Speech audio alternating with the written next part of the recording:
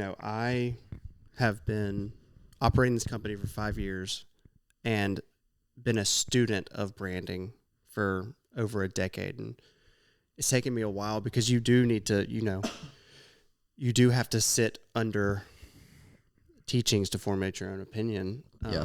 Yeah. I'm convinced now that branding only serves one purpose. And we talk about brand and we talk about branding and what's the difference and how aware of it you need to be. Branding in particular, it has one objective, and that is to be different. It's to separate you from whoever else is sitting on the shelf or whoever else offers the same things you do. You have to visibly be different. You have to know like whose cow this cow belongs to. Exactly. You know, Purple cow. Talking about Judd and expression, and it's like the branding talk of that is differentiation. Is saying, hey, because this group of people with this upbringing or this passion or this driver is doing this in this space, there's only one expression that it can be. Yeah. And you have to be honest with that, and you have to express that and convey that and present it.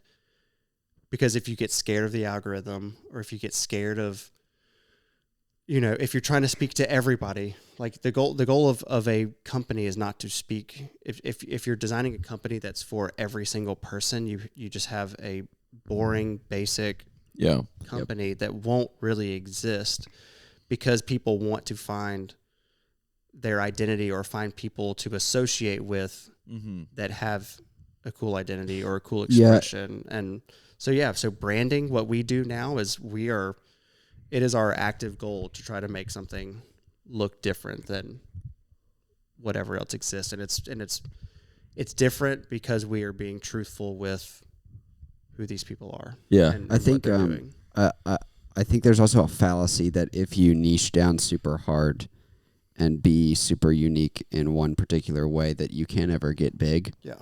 But like my example of this, which I've already talked about this person several times on this episode. Use a different name. But if I told you I was going to start a podcast and talk about like doing mushrooms and drugs and MMA fighting and aliens and like, I don't know, other recreational drugs, like that, I don't know what else he talks about, other things.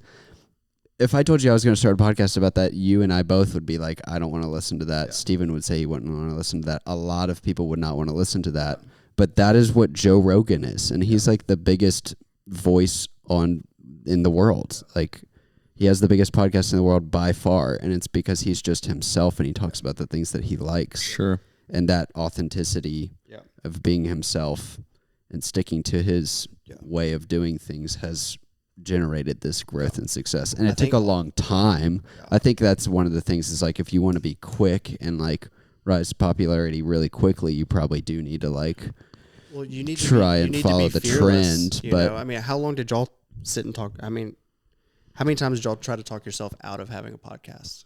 All the time. Like even still for the last everybody has ever podcast. since we started. What can we say? It's like you have to be fearless, and I do think you talked about authenticity. I think it's in my space with branding, it's a close second that branding should achieve, but it's not as it's not as crucial as differentiating. But yes, you usually can be different by being authentic. Yep. So